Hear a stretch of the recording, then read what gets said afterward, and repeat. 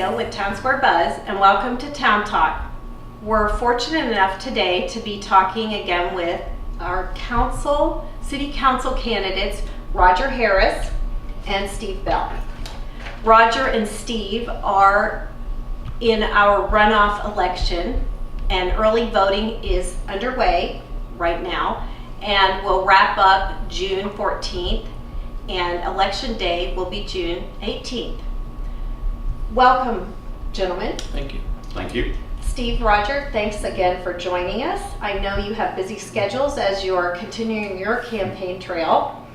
So thanks again for taking time out to be here with us.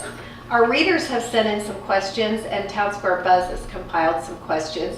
And today we're doing a debate format so that we will give each of you 2 minutes to answer the questions, and we'll rotate on who answers the question first. Any questions about the questions? Is there a rebuttal to the, is there going to be an opportunity for a rebuttal response? There is an opportunity for rebuttal. Okay. And you will only get 60 seconds for that. Okay. Okay? Fine. First, a really important question. How do you feel about the Mavs? It was a fantastic ball game last night.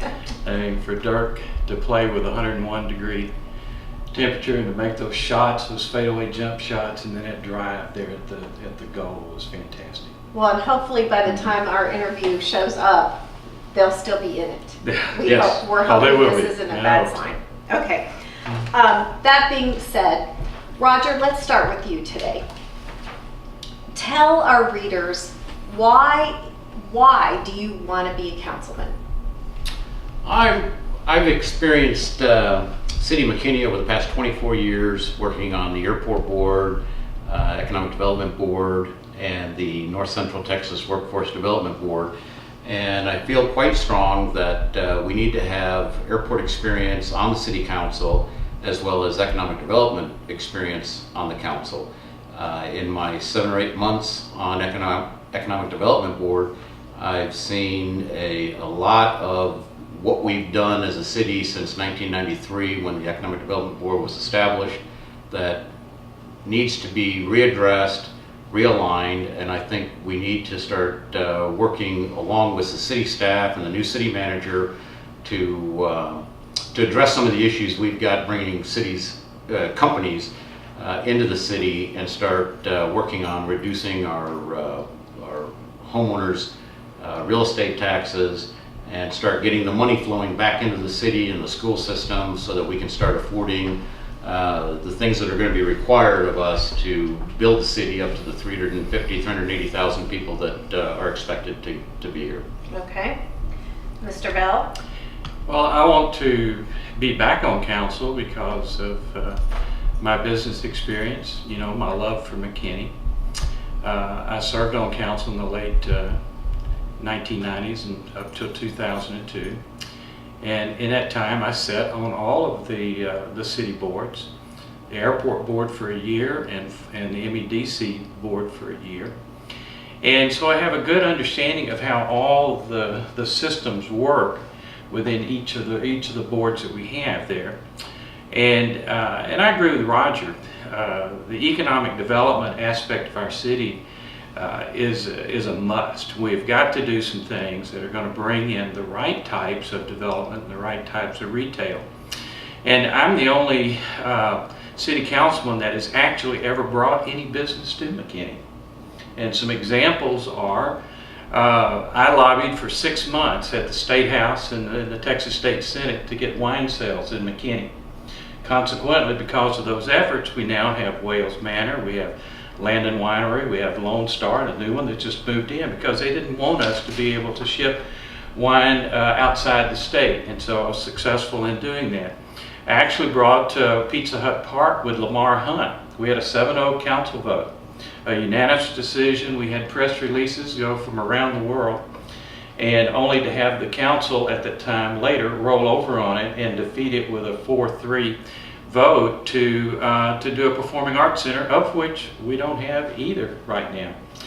We lost to Cabela's, and I mean not to Cabela's, but Olive Garden, and I went back out and got it. And the reason we lost them is because the planning department, P&Z, wanted to have a stone front. So I brought them back to the table, wrote a variance that was accepted by the planning department and P&Z and was adopted by council, and that's how we got Olive Garden.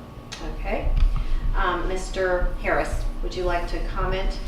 Well, my only comment would be, first of all, I think to clarify, during your time on council, you were a liaison on those boards, not a board member. And the other thing that I think I would point out is that we didn't do Pizza Hut Park. We didn't do the Performing Arts Center. We didn't do Cabela's. This is something that the previous councils, going back for quite some period of time, has had an issue dealing with. And I think it's from the systemic way that we look at businesses and developing the city of McKinney, and why it's not a one-man show. It takes somebody that can work on the council, build consensus with the other council members, and get a strategy and a vision, and then empower the city staff to deliver. Okay. Next question, Mr. Bell. Tell us what you feel your one single greatest strength is that you bring to the table, and why the citizens of McKinney should vote for you. I think my biggest strength is I'm a coalition builder. Okay. I've been able to do that in my business, and in bringing people together, getting them on the same track. Now, obviously, too, as Roger said, we didn't do Pizza Hut Park, but in the beginning, it was a 7-0 vote. And some other interests came in and played in, such as the mayor wanted to leave a legacy, which he wanted it to be the Performing Arts Center. And while me and Bill Whitfield were gone, they had another vote taken, and that's how we lost Pizza Hut Park. And this was Mayor, I'm sorry. Mayor Don Dozier. Okay. We also had, we finished second getting the Rough Riders over here. But the reason that they were even interested in us is because me and CVB and Community Development Board went out and sought these people out to bring them into McKinney and to sell them on McKinney. Mm-hmm. We've had people, Cabela's, you mentioned Cabela's, Andrew Distributing, Cracker Barrel, they all came here first. And we had them. I mean, we've even made announcements in the newspaper. But there's some type of disconnect from a company coming in. By the time they go and visit with MEDC and our planning department and whatever it may be, that causes them not to finalize their deal and want to move on. That's what we've got to stop. Now, Roger's right, I was the liaison, but I reported everything back to the council. I have an intimate dealer, working relationship with that, and know how the negotiations went on those things that I participated in the end. Hopefully all that has changed. With the new direction that MEDC is going in, I'm hoping we put on a new face. And with Jason Gray, the city manager, who I think is a great guy, and he begins implementing his own programs, I think we're going to see some changes from him. Okay. Mr. Harris? Well, I'd like to have more than one asset to bring. I think I bring a great deal of airport experience. An airport's a very unique animal. You sponsor it, you're part of a federal aviation transportation asset. We have to have that type of experience on the council. The Collin County Regional Airport is going to be a major player in the federal aviation transportation system in North Texas. In addition to that, the circumstances and the reasons why we don't bring businesses to McKinney isn't because one individual wasn't able to negotiate. It's because the city wasn't able to put on the presentation, the program, and close the deal. This isn't one person able to review a budget or wine and dine one individual. This is a city that has the capability of having their planning development department plan where these areas are going to go, plan how that's going to be fit into our community. We do have some economic incentives that we can provide, but those have to be fit into their program. So we have to have a city council that can lead the city staff, the city manager's office, and give them the tools and the resources, and more importantly, the direction and the vision that we want that type of an entity delivered to McKinney. The way that we go about doing that and the structure that we use, I certainly think is under the purview of the city council working with the city manager, and that's one of the items that we've got to change. Okay, let's make sure the phones are off. Yeah, they are. I turned it.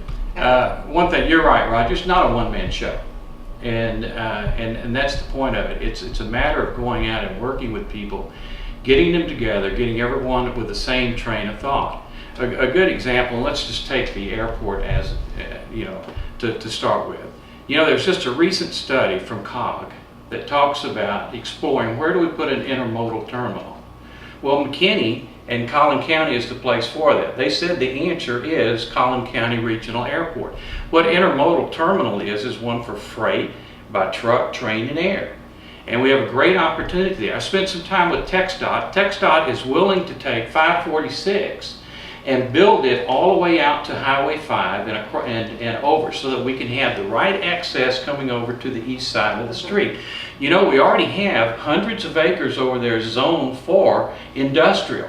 And what a better place to put it than over there off the side of the east side of the airport. On top of that, if we were to put that rail spur in there, we actually could connect over to DART, for transit going into Dallas. Okay, thank you. Mr. Harris, you mentioned the economic development piece. One of our readers submitted a question asking how much of our future would you, as the candidate, if you were elected, would you be willing to mortgage to get some of the economic businesses to come, some of the commercial industry to come to McKinney? For example, do you feel it's a prudent policy to exchange sales tax rebates for to entice or incentivize commercial developments to come to our community? How do you feel about that? Generally speaking, and I realize, and so did the reader who submitted it, realized there were some exceptions, but. Well, I probably would like some clarification to the question. Sure. Because in essence what we do is we do take 1 cent of the sales tax and we split it between community development Right. and economic development, and from that money we pay the salaries of economic development. We use incentives to cities or companies to bring them to town. That's a very good question. Being a business that's here, I generate a tremendous amount of sales tax into the city coffers and the state coffers. We have a test that we put these companies through, and we provided a very good return on investment to the taxpayer of McKinney by using that half-a-cent sales tax and bringing companies in that are going to deliver jobs, real estate taxes, the business personal property tax that they use for their equipment. So I would say from the return on investment standpoint, on behalf of the city, the citizens of the city, we get a very good return on investment. And from what I've seen, and keep in mind I am an existing business that is generating those dollars to bring additional companies in that are going to tax the infrastructure, the labor force. So I would probably be more critical of that type of an arrangement. But I have to admit that the return on investment that we see from bringing these people in, the jobs in and the companies in, is definitely worthwhile. I asked for an economic impact study to be done on the airport when I first got on the airport board back, I believe it was 1989, and it showed that by 2009 we'd have an $89 million impact by the airport in our community. One of the reasons that we have that is every dollar that is spent on the airport goes back through the community 13 times, and there's a comparable amount of that spent by businesses that are here. When we have a company come in and build in McKinney, they have payroll that they pay. Those people eat at our restaurants. They have people that come and stay in the hotels to visit them. Their kids go to school. They buy school supplies. So we have a trickle through effect of those dollars moving through the economy, and all of those are being taxed from sales tax dollars. So it's an exponential development of this revenue and cash flow, which is what we need to fund the future development of the city and bring additional tax base into town. And that reduces the taxes on all of the citizens and homeowners in McKinney. Okay. Mr. Bell. currently, that's the way that our city charter is set up, is that we take 1 cent of the sales tax and we divide that, a half a cent to MEDC and the other half to MCDC. And that is the way that they're funded. Now, obviously, that income is dependent upon the amount of sales tax that we have. Right. And our sales tax has been flat because of the economic, recession that we've been in. But we have a lot of tax dollars that leave here every day. And Roger's right. We want to do and bring people in that have employees so that they'll spend their money here. Problem is, we don't have enough things for them to spend their money on. Consequently, we have this flight every day to Fairview, Allen, Frisco, and that, so they can go and spend their money, where they have multiple choices of restaurant. And I love our restaurants that we have. I'm a big spender up on the square just for that. But some cities have taken that 1 cent tax and have dedicated that to public service. They've changed their charters and are able to do it, and they do other things to be able to provide the incentives that a new company wants to go. Maybe that's something that we need to explore. I just don't know that at this current time based upon where we are, but I do know that we need money for our public responders and first responders and so forth. So it's you're in kind of a catch-22 here.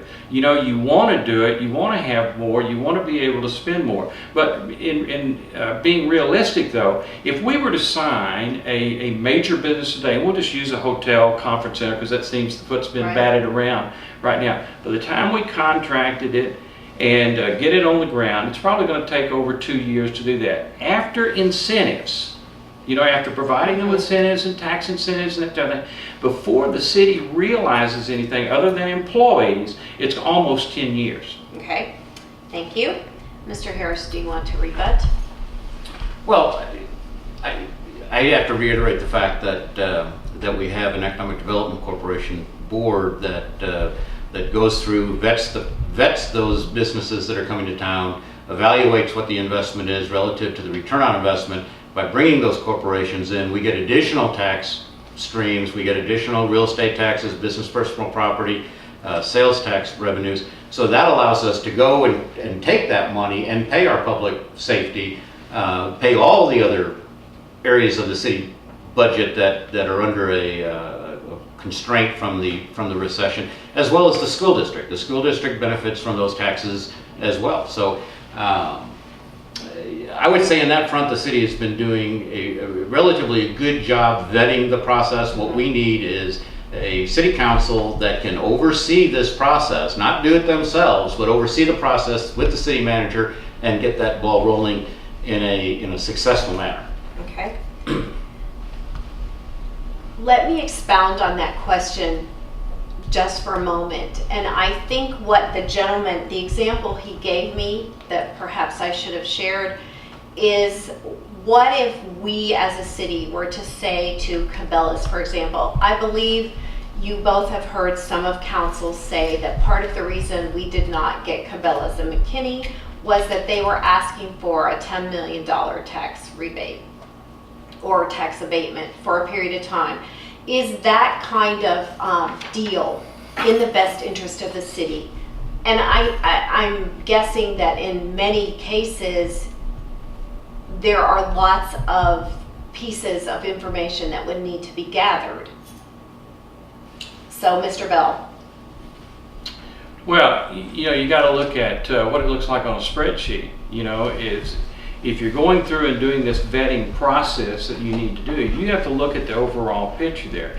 What kind of an income stream would a Cabela's bring in here? All right, and then you have to subtract out your associated costs, and that's how you get your return over on your investment. Okay. And if that meets the certain threshold that the city manager and council and the MEDC board and all those agree, then it ought to be done. If it falls short of that, then we need to take a look at it and find out, well, why did it fall short? Are we offering too much? Mm-hmm. Can we cut this back? Let's get back into the negotiation stage. Let's drive the deal where we need the deal to be, not what their wish list is. because it's just like going and buying a new car. I mean, do you want to pay sticker price on it? No, you don't. You're going to try to negotiate the best possible deal that you can do. And that's what these companies do when they come in. Consequently, we have our MEDC board who should be out there doing the best possible deal for the city. And they're appointed by council, and we pray that they do the right type of job, and they're making the right deal for the citizens of McKinney. Okay, Mr. Harris. You know, this Cabela deal is kind of interesting. You would have thought that was the answer to our Exactly. to our economic issues It's here. funny It's how just it keeps one of a coming bunch. up every time I ask the questions. That's It's all. not the first one that we've lost. You know, we talked No, it's about not. Pizza Hut Park earlier. It's probably not going to be the last one we lost. The fact of the matter is that Allen is 80% built out. They invested in real estate a long time ago. You know, kind of like we own the Gateway dirt right now. They invested a long time ago. They're 80% built out. They don't have that many uses for their money. We offered them in the 3 to 4 million range. Allen gave them 12 to 13 million. So I mean, they upped the ante 3 or 4 times. Sure. And the economic advantage of Cabela's is half of a Walmart. So, you know, this whole deal about Cabela's, it's one entity that we lost. We made an offer that we thought was a good offer for the city of McKinney. Allen trumped us, and they got it. So let's get on with it. Let's go find the next one that'll be a better return on investment for us. Okay, great. Any rebuttal on that? No, I agree. I mean, you know, once you've done everything that you know how to do, you know, that is reasonably sound and correct, then yeah, you're not, it's like getting up to bat. You're not going to hit a home run every time you get up there, but you do expect a single every once in a while or a double, and sometimes you just strike out. And you look at Cabela's and the way that they put their deal together, there were some things in there that were wrong. It was not certain things that were a good fit for McKinney. Sure. Now, does that mean that that's the way it had to be? I don't know that. I wasn't in on the negotiation piece there. But you have to rest that those that were doing that negotiation on behalf of the city and the citizens did everything that they possibly could that was within the guidelines that they had and within the pocketbook that our city currently has. What we want to do, though, is build a larger pocketbook, just like what we talked about with Allen, and that's the process. And I think that's the part that's so frustrating that goes on down the years, is that we haven't been able to really build the pocketbook in the way that we originally set it out to be. Okay, thank you. Rebuttal? Now, you didn't let do me that while ago. Okay, go ahead. That's all you get. Good try. And that concludes session 1 of our Town Talk discussion with City Council at Large candidates Roger Harris and Steve Bell. Please check back with Town Square Buzz as we continue our conversation and find out more about your processes and thinking as you are running for election. Thank you. Election day is June 18th.